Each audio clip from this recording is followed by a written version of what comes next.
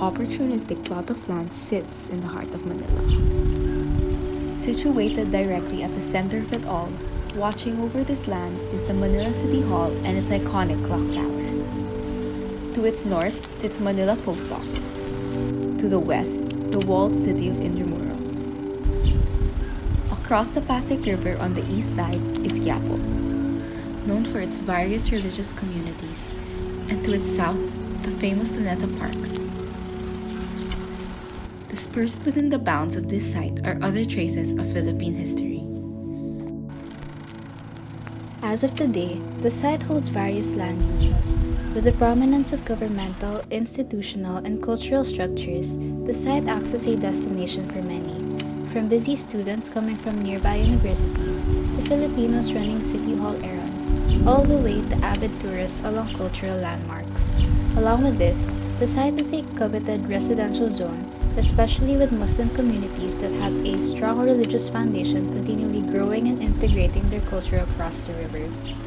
As a result of the density, many towering industrial, corporate, and large-scale commercial structures were formed within the vicinity. As a consequence, streets have become alarmingly busy with traffic, with various modes of public and private transportation contributing to the hazy, noise-polluting Taft and Padre Burgos Avenue we now know today. Amidst the familiarity of the culture in Manila, one distinct piece of the city remains unsung: its waters. The Pasig River has never failed to make its presence known as it weaves itself through this vicinity. The question now is whether or not its presence nowadays allures and enlightens the Filipinos who surround it. In its current state as a convenient avenue for disposal of toxic chemicals and solid waste, and convenient channel for proposed vehicular overpasses, the potential light of the waterscape diminishes significantly.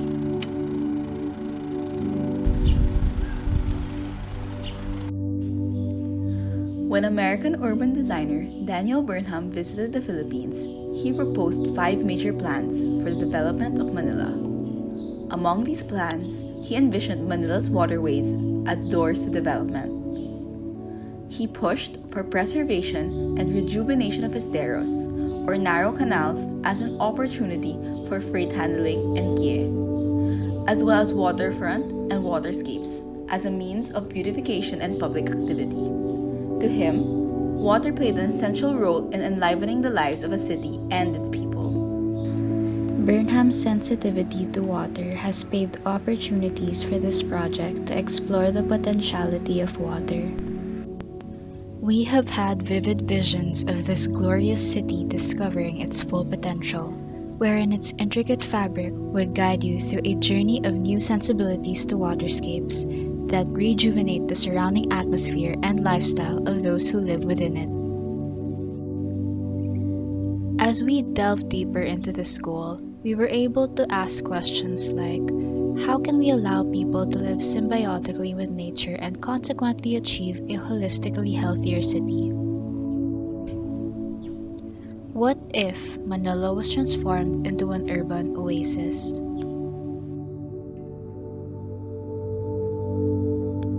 The first step taken in this urban design development was to analyze views to and from heritage landmarks as a design response to Burnham's appreciation towards pleasant vistas, and apply them into a new street system.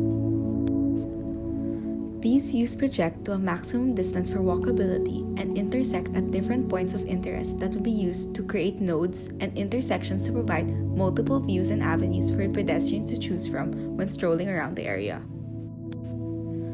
Because one of the goals of this development was to bring focus to the City Hall, a radius that originates from the clock tower was offsetted outwards to allow blocks to face the City Hall and provide supplementary roads for better pedestrian accessibility.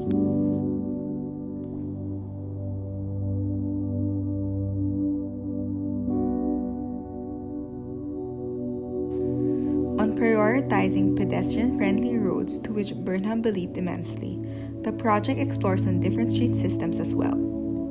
Vehicular roads remain as exterior roads that connect to public transportation hubs. Pedestrian roads were designed as safe, enclosed passages along inner blocks, and pedestrian bicycle streets provide added convenience along these inner routes. The developed site is now easily accessible through either vehicular or pedestrianized bridges that envelop the vicinity. As one enters more private communities, vehicular streets end to encourage Filipinos to experience the place fully through wandering. While roads are predominantly pedestrianized within, the need for vehicular accessibility should not be neglected. With this, multimodal stations and ferry stops were situated by corner lots to encourage use of public instead of private transportation outside the vicinity. As water is a main priority of this project, marking appropriate areas to allocate useful waterscapes in the initial scheme of the design development helped generate supporting programs and zones along the way that promote healthier ways of living. There were favorable circumstances of exploring the role of active water flow along the walled city of Intramuros, the role of water in Islamic culture, urban agriculture systems, and recreational riverside activities. A significant reminder for the creation of new waters was to consider these waterscapes as living, breathing entities that would bring life and prosperity into the city. Because of this, it was essential to refrain from stagnation and always keep the waters active.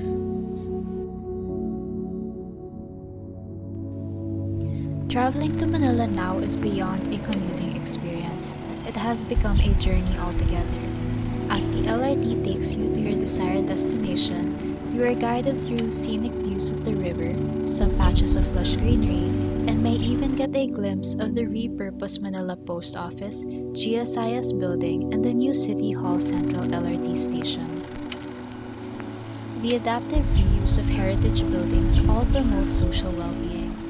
The GSIS building provides an avenue for public access to media and information, while the post office is transformed into a public social club that introduces recreational water activities. To achieve this, a narrow canal was designed to envelope around the post office to create a distinct sense of place to the structure that promotes the coming together of the community. The previous LRT station was seen as an added nuisance to road efficiency in the original Manila plan. To support the centralization of the Manila City Hall, the station was relocated to the City Hall structure in order to bring visitors directly to the Heritage Building. As a result, the different existing departments within the City Hall were brought out onto the site as different individual topologies. Now, disembarking the train in the new central LRT station opens up various opportunities to explore what the city has to offer.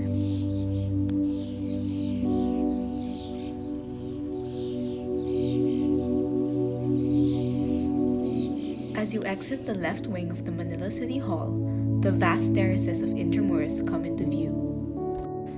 The development of the sunken Intramuros Gardens came about naturally when looking for design responses to providing pedestrian accessibility from the City Hall to Intramuros in spite of the existing major roads that bisect the two areas in order to promote cultural immersion. The design solution entailed creating a pedestrianized bridge where flexible cultural markets with scenic views to the post office, City Hall, Intramuros, and the National Museum would be held.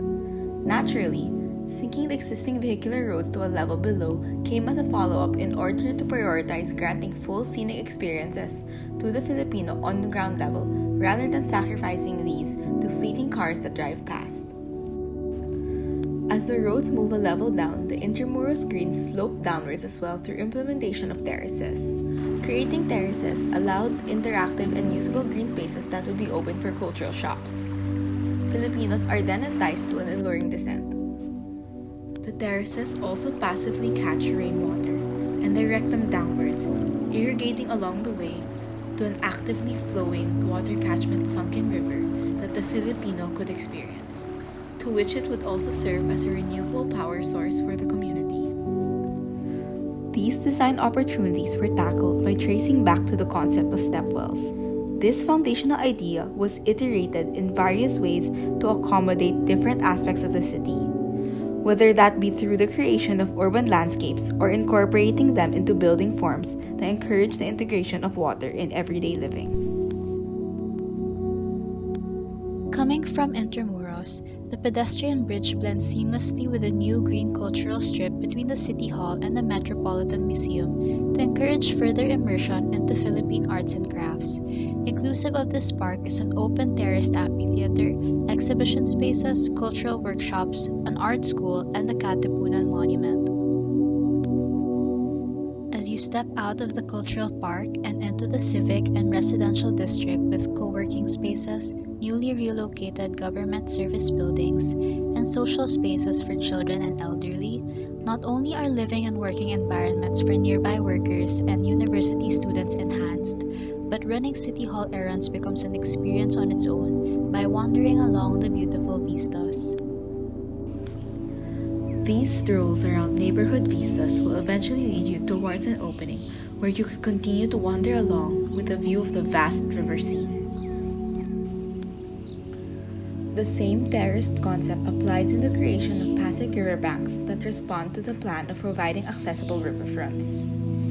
The implementation of shophouses along this area came as a response to this concept to further draw attention to the riverfront. As these riverfront terraces were allocated for an urban agriculture program, the terraces became passive irrigation systems for horticulture activity and open opportunities for water cleanup and maintenance.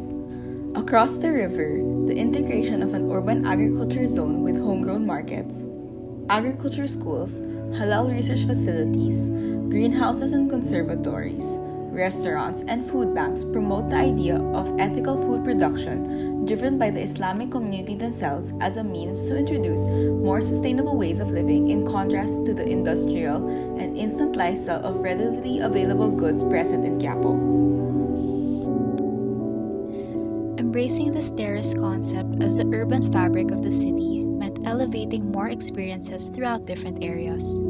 As you walk across the Pasig River Bridge, another waterfront strip directs your eye towards a new landmark, the Grand Community Mosque. The new mosque employs the same sunken gardens and courtyards with waterscape to cool the breeze, enhance tranquility within the immediate community, and assist in irrigation systems that connect to the agricultural terraces. The presence of the Muslim community led to the creation of residences alongside religious programs that promote spiritual health and immersion through communal spaces for pilgrimages and Islamic festivities. Wandering within the city has now forged a deeper awareness to live harmoniously with nature and the city's waters, and every turn made along the streets of Manila brings new realizations of Manila's resplendent power. As the groundwork has already been laid out for the redevelopment of Manila, a door is opened for further exploration on water and agriculture as the city fabric to instill a healthier lifestyle onto the community by encouraging coexistence with the natural environment in an urban setting. All these in hopes of turning Manila into an ideal symbiotic city.